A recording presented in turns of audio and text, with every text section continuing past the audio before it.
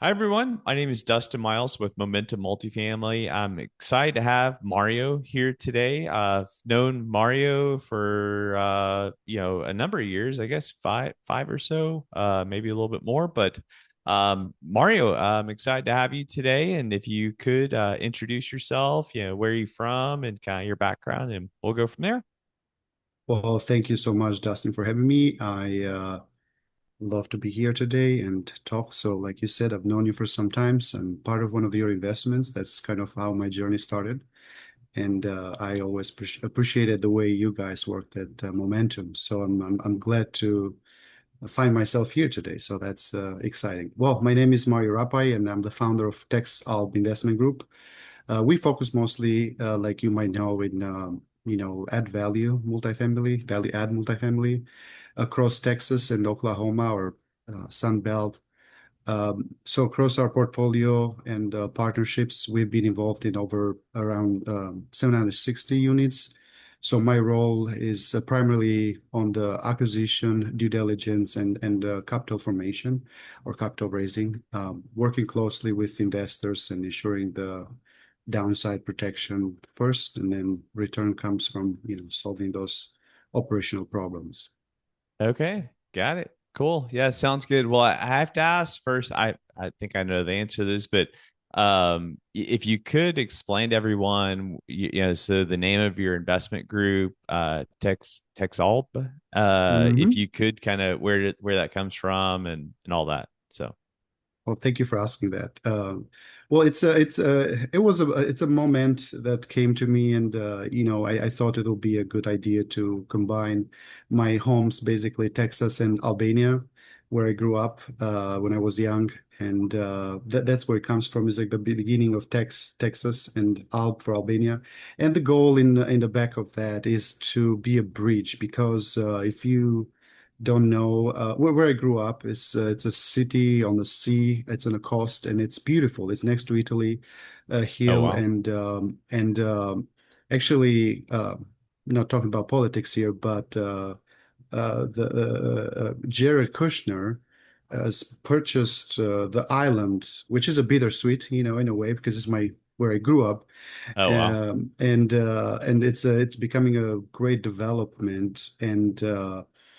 The point I'm trying to make is that it's been on the radar of a lot of investors, international investors, and the Oh goal wow. for me was to make sure that I can be a bridge for investors maybe in USA or other people or Albanians around the world to be able to invest, uh, you know, from wherever they are to Albania or vice versa from Albania or other countries to the United States. And that's been the goal and initial idea about Texalb Investment Group to provide, the best opportunities and to be a bridge between those two. Well, I'll say countries. Texas is kind of a country. So, Yeah. so that's the name. That's the idea of the name. But thank you for asking Okay. for that.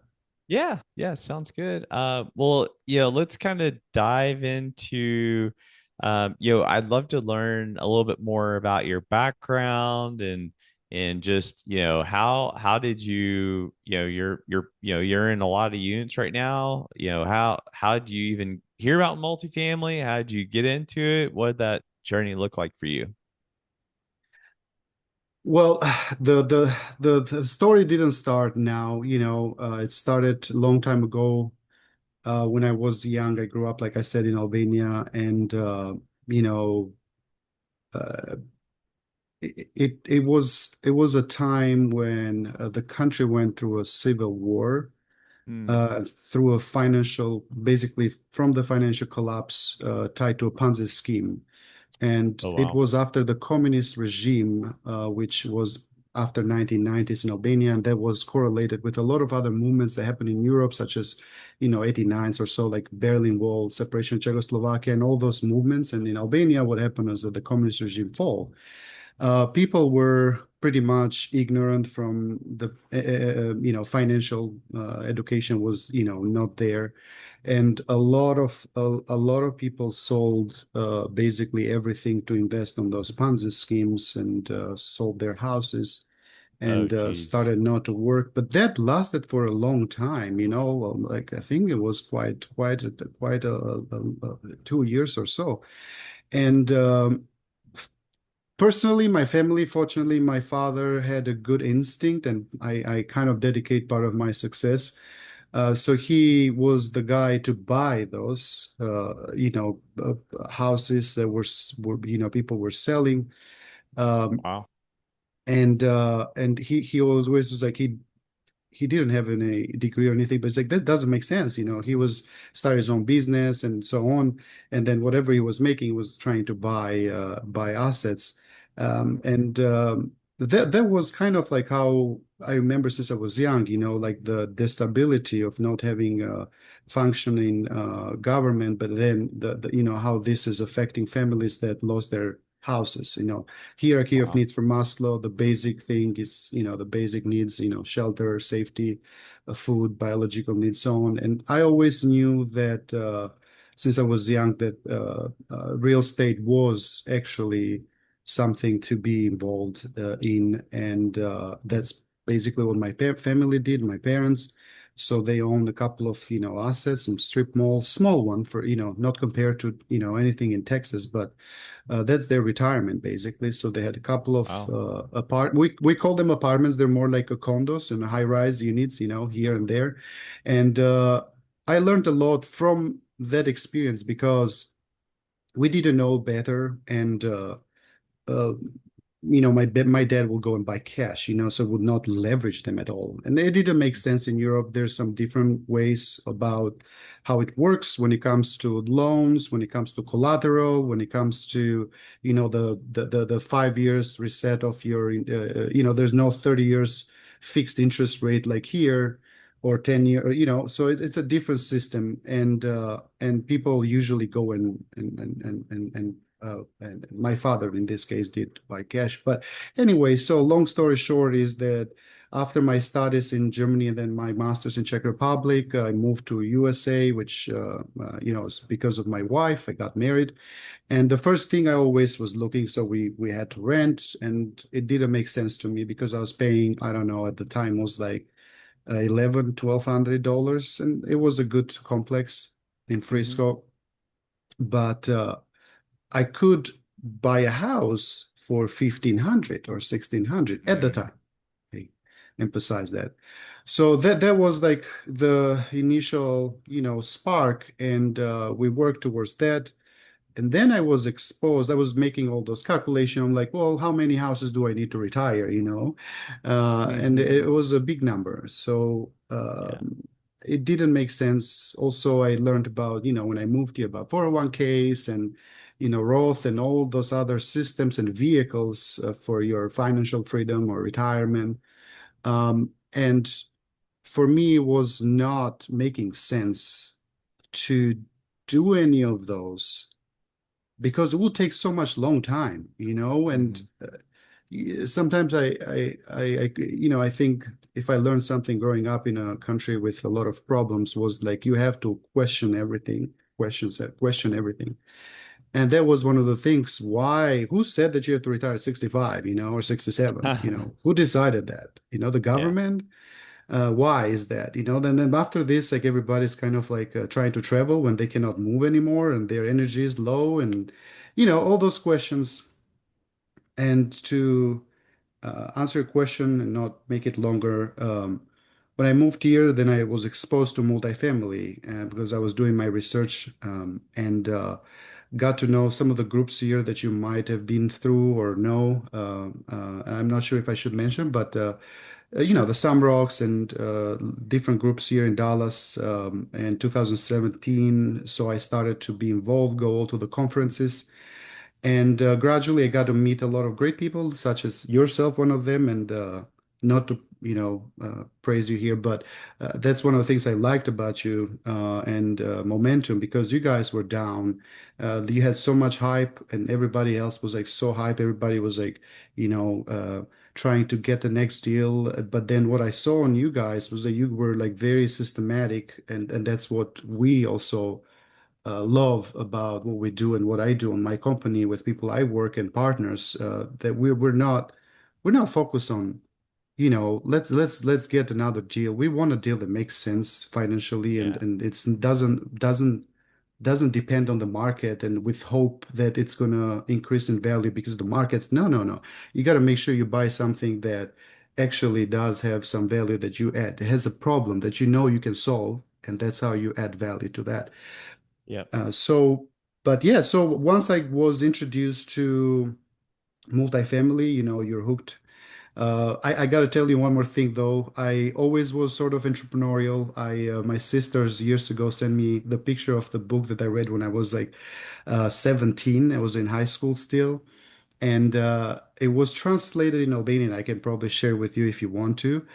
And it's the purple book, the Kiyosaki's Oh. book.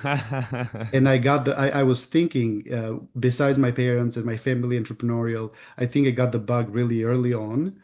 Yeah. And that over time, was multiplied and so on. So, like I said, I started to invest as a limited partner, and then after a couple of years, I also joined one of the mentorship group, which we can elaborate later if you want to, and started an MBA at UT Dallas, did 2 semesters. COVID hit, we had a baby, so a lot of things was going on at the same time. But also I realized that was not exactly the path I wanted to go, like corporate, like you go, and I have a saying about it. It's more like I want to be a pianist, okay? I want to be something. I want to learn multifamily. That's what I wanted.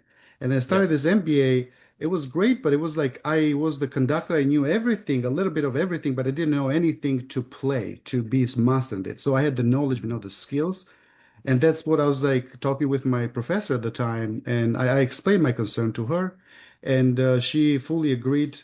And I put it on the pause. I guess I dropped out, but I have a master's degree. I said, I don't need another master's degree. I need to Yeah. master how do I acquire multifamily? What are the steps? And how do I get from, where I am to acquiring one? And that was through a lot of connections, such as yourself and Hmm. a lot of other great operators and networking events, being part of a lot of educational programs and being able to compare things and being open-minded. So that's kind of my path. So 2019 started to be more active. 2022, I joined the group, and was the worst time to join. You know, um, but intentionally, I did that. Yeah. So I wanted to start at a time that people say, so it's 18, 17, 18, 19, 20. So everybody was great. Every Yep. operator did so great. You barely could tell who was actually doing the job or not. Right. However, as they say, you don't learn anything from those times.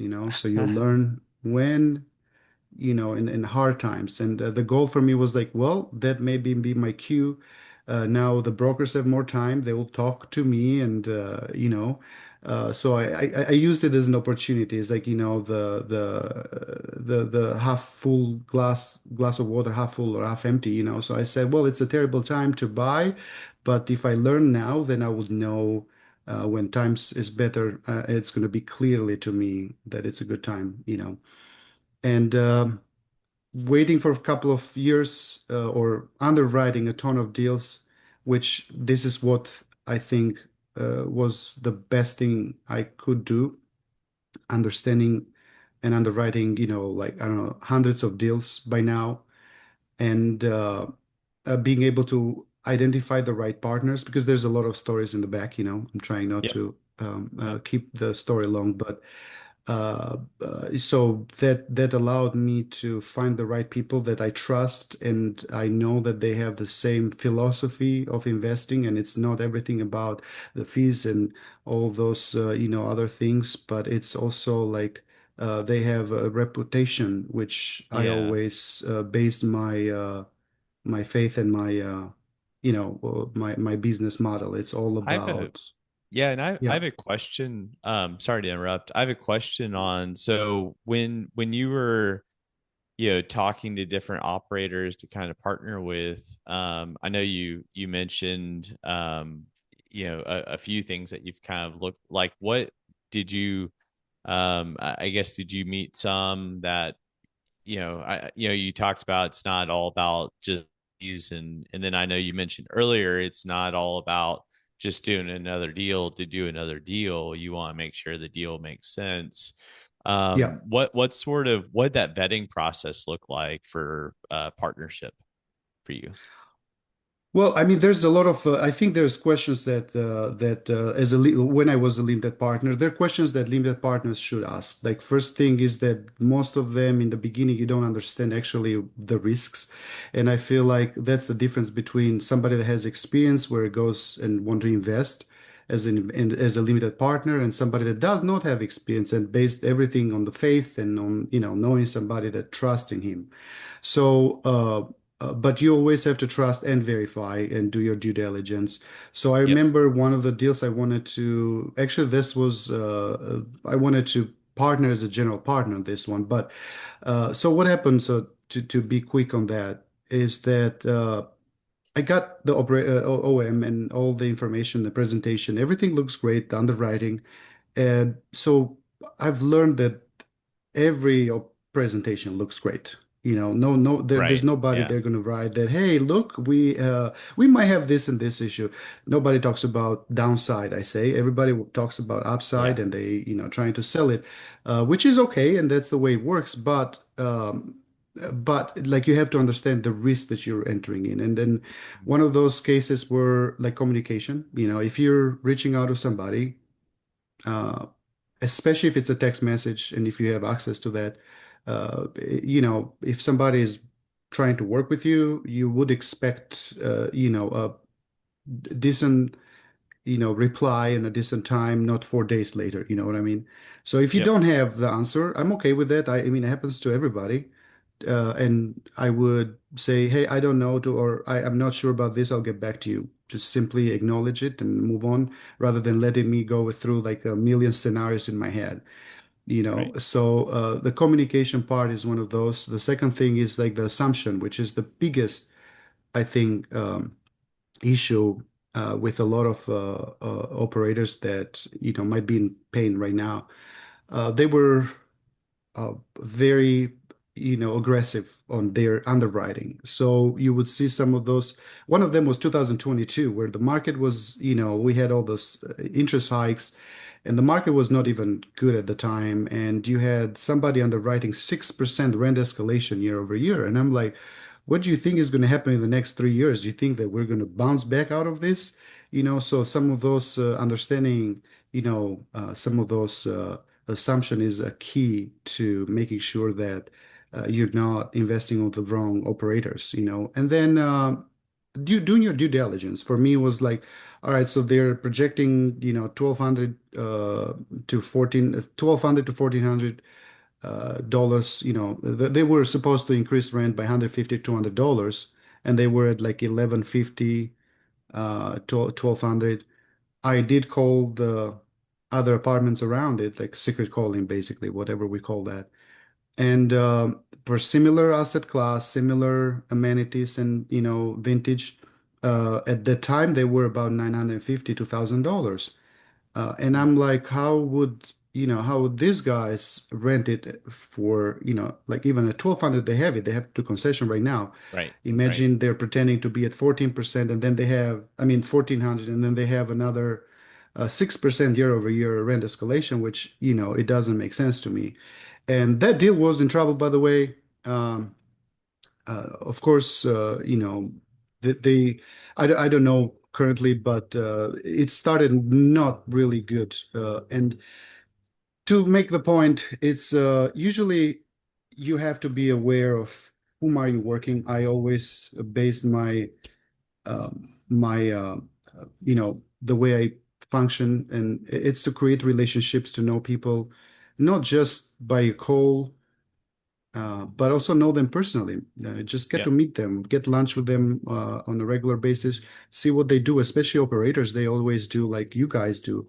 They do meetings, they do networking events. You can talk to them. You can see, ask for the family, ask if they, how do they handle things generally in life, and you will learn more than a call that you can have. And I think that has been something for me vital to investing. All of the investments that I've done as an LP, so far they've been doing fine. So we haven't done capital calls or lost any deals. And I've heard that a lot of other colleagues, friends of mine that have invested, they have you know lost um, some limited partner, equity because of the investments that they made. So, Yep. Yep. Yeah, it's pretty challenging right now. I mean, the deals, pretty much every deal on the market for the most part, not every deal, but like 98% of the deals on the market right now, they're all either owned by the lender or being, still or potentially they're still owned by the sponsor, but they're being forced by the lender to, to sell at a, complete loss or very substantial loss. So it's pretty challenging for sure. I guess on your end, do you have kind of for we a lot of people that I talk to are LPs and they're looking to be a GP. I know you just gave some great advice on some things to kind of to vet and all that, but any additional kind of tidbits or just things that maybe you wish that you knew before we wrap up today? well, I mean, you're talking about as a GP, as a As a investor, operator. Yeah, LP that is wanting to be a GP and wanting to potentially maybe be more on the capital side and bring capital to a deal. Just any other helpful hints or anything that could potentially help them. Well, I would say this that first of all is education. Like absolutely, Mhm. you have to make sure that you know what you're doing because people talk about, I'm gonna. This is one of the experiments I did. Like they talk about, AI, ChatGPT, and all those things will do all the underwriting. And there's some companies there that do it already. And I've been testing and playing around with that. I put all the assumptions, all the numbers, and I say, hey, tell me, do your market research. And do you know what's the funny part, Dustin, is that it could be pretty close to where you want it, like what you would do as a, underwriter. The thing is that if somebody doesn't know what is that you are looking for, they're not going to know that it's a good deal or not a good deal, even if you use the AI. So Right. my thinking is that you have to do your legwork. You have to do a lot of underwritings yourself. You have to understand what are the assumptions, and you have to know your levels of risk, where what's your risk tolerance and what are you going for. So for us, for example, we focus on value add. Like I said, we try to shy away a little bit from the C class. But usually, even if we get a C class, it has to be on a B or better location that the demand is there.